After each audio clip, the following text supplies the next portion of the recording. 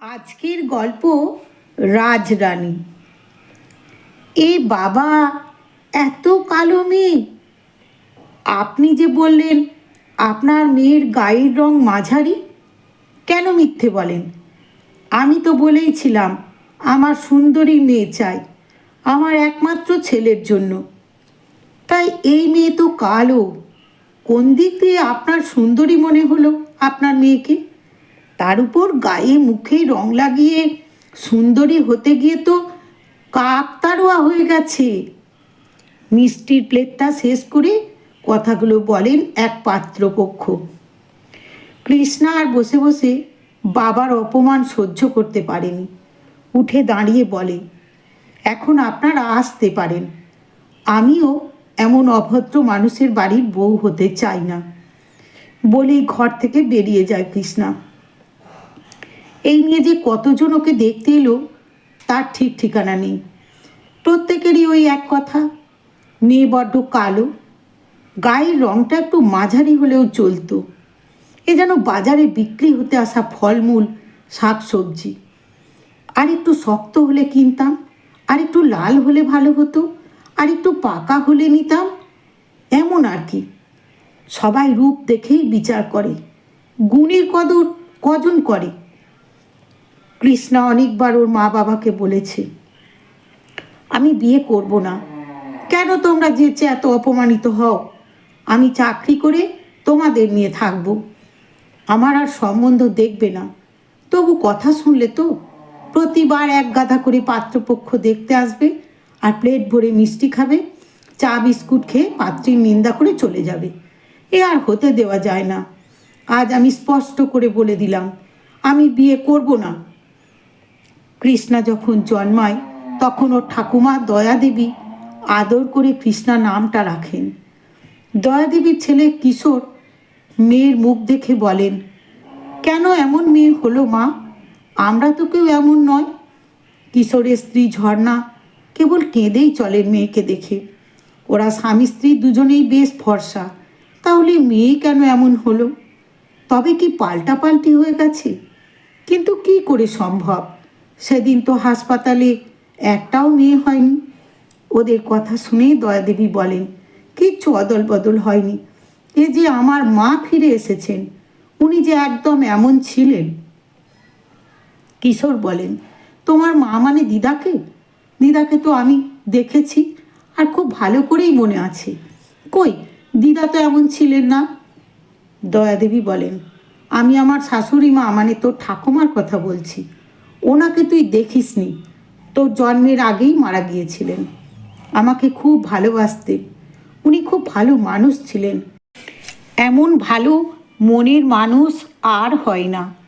আমাকে খুব স্নেহ করতেন, বলতেন, তোর বাচ্চা হয়তো আমি দেখতে পাবো না, তবে তোর কাছে আমি আবার ফিরে আসবো রে দয়া, তুই আমাকে কাছে টেনে নিবি তো? আসলে উনি খুব অসুস্থ ছিলেন। দয়াদেবীর বিয়ের অনেক বছর পরে কিশোরের জন্ম হয়। বাচ্চা হচ্ছে না বলে সবাই যখন বাঁজা প্রতিপন্ন করে, প্রায়শই কথা শোনাতো, তখন উনি দয়াকে বলতেন, তোর কোনো ভয় নেই, আমি তো আছি।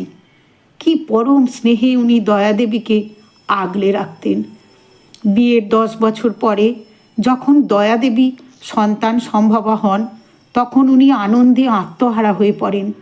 তখন অবশ্য উনি মারাত্মক মারণ রোগে আক্রান্ত। উনি বুঝতেই পারেন বেশি দিন আর নেই, তবু উনি দয়াদেবীর সেবা করতেন।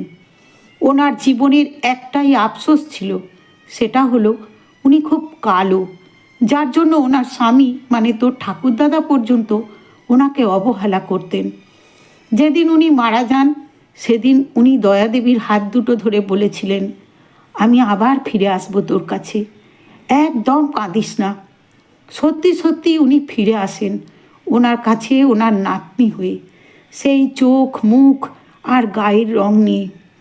কৃষ্ণা বড় হতে থাকে, ঠাকুমাকে খুব ভালোবাসে, ঠাকুমার সাথেই ওর যত ভাব।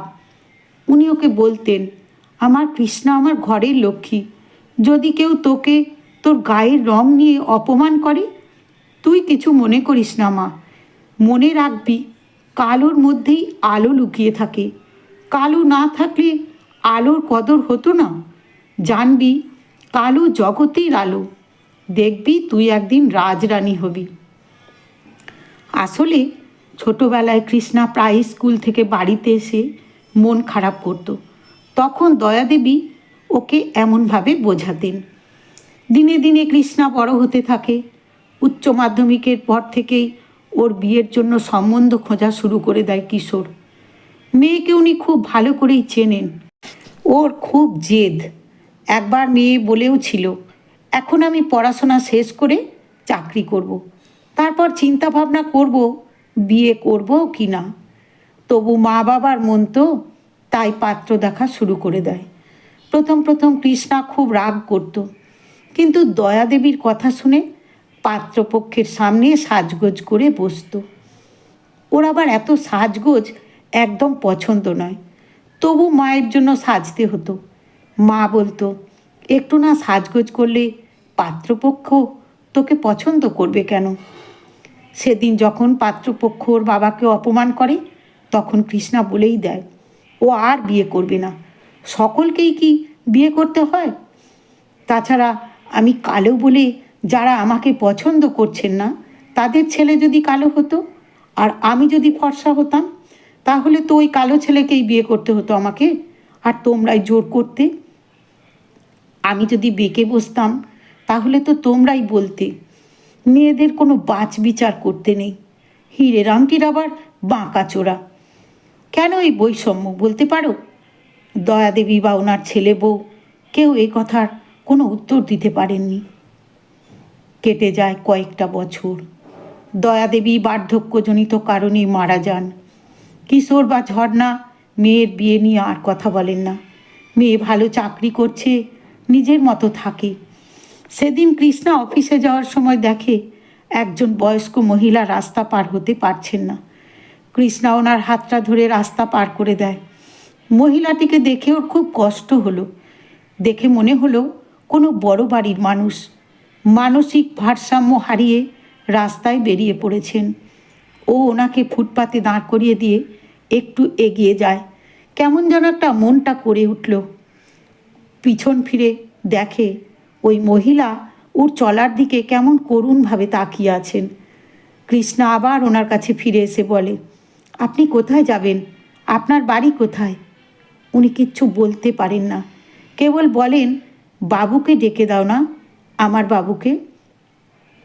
কৃষ্ণা বুঝতে পারে উনি সুস্থ নন, তাই আর কাল বিলম্ব না করে ওনাকে খিদিরপুর থানায় নিয়ে যায় এবং ওনার সম্বন্ধে সব কিছু জানায়। কথাতেই আছে, বাঘে ছুঁলে 18 ঘা, আর পুলিশে ছুঁলে। থানা থেকে কৃষ্ণা আর ছাড়া পায়নি। পুলিশ ওকে আটকে রাখে। অনেক কথা বলেও পুলিশকে বোঝাতে পারেনি আসল সত্যটা। ভালো করতে গিয়ে যে এমনটা হবে ভাবতেই পারেনি। রাত হয়ে যাচ্ছে দেখে কৃষ্ণা ওর মা বাবাকে ফোন করে সব জানিয়ে দেয়। হঠাৎ করে একজন ভদ্রলোক থানায় আসেন। ওনাকে দেখে ওই মহিলা বাবু বলে কেঁদে ওঠেন। আসলে ওই ভদ্রলোক এসেছিলেন ওনার মা হারিয়ে গেছেন, পাওয়া যাচ্ছে না বলে ডায়েরি করতে। ওনাকে যে ওনার মাকে পেয়ে যাবেন সেটা কল্পনাই করতে পারেননি। পরে পুলিশের কাছে সব জানতে পেরে কৃষ্ণাকে কৃতজ্ঞতা জানাতে ভোলেননি। ততক্ষণে কৃষ্ণার বাবা মা সবাই চলে আসেন থানায়। থানার কাজ সেরে ওরা বেরিয়ে আসে। সেই ভদ্রলোক গাড়ি এনেছিলেন। উনি এক প্রকার জোর করেই কৃষ্ণাদের বাড়িতে পৌঁছে দেন। এই সময়ে ওদের মধ্যে অনেক কথাবার্তা হয়। কৃষ্ণারা জানতে পারে ওই ভদ্রলোকের নাম আলোক রায়, আর ওনার মা সুমিতা। সুমিতা অসুস্থ। আলোকের বাবা মারা যাওয়ার পর ওনার মাথাটার একটু গণ্ডগোল দেখা দিয়েছে। মা অসুস্থ বলেই আলোক এখনও অবিবাহিত। ওনারা খিদিরপুরেই থাকেন, কৃষ্ণাদের বাড়ি থেকে প্রায় 1 কিলোমিটার দূরে। এরপর থেকে দুই বাড়ির মধ্যে সুসম্পর্ক গড়ে ওঠে। সেদিন আলোকই কৃষ্ণার হাত দুটো ধরে বলেন, আমাকে বিয়ে করবে? আমার তোমার মতো একটা বন্ধু চাই, যাকে সম্পূর্ণ বিশ্বাস আর ভরসা করা যায়। তুমি আমার একমাত্র বন্ধু হতে পারো। তোমার মধ্যে সেই বন্ধুত্বতা আছে। আলোক আরও বলে, আমার মা তোমাকে খুব ভালোবাসেন। একমাত্র তোমার কথা বললে উনি শান্ত হন। তুমি যদি, কৃষ্ণা বলে, তোমার মতো এমন সজ্জন বন্ধু পাও ভাগ্যের ব্যাপার আলোক। আমি রাজি। এরপর এক শুভ দিন দেখে ওদের 4 হাত এক হয়। কৃষ্ণা শ্বশুরবাড়িতে আসার পর থেকে সুমিতা দেবী ধীরে ধীরে সুস্থ হয়ে ওঠেন। আলোক খুব খুশি আর সুখী কৃষ্ণার মতো এমন একজন সহৃদয় বন্ধু পেয়ে। কৃষ্ণা সত্যি সত্যি এই বাড়িতে রাজরানীর মতো বিচরণ করে। মনে পড়ে যায় ঠাকুমার সেই অভয় বাণী, তুই একদিন রাজরানী হবি। গল্পটি এখানেই শেষ হলো। গল্পের লেখিকা দেবিকা মিত্র, পাঠে আমি শ্রাবণী।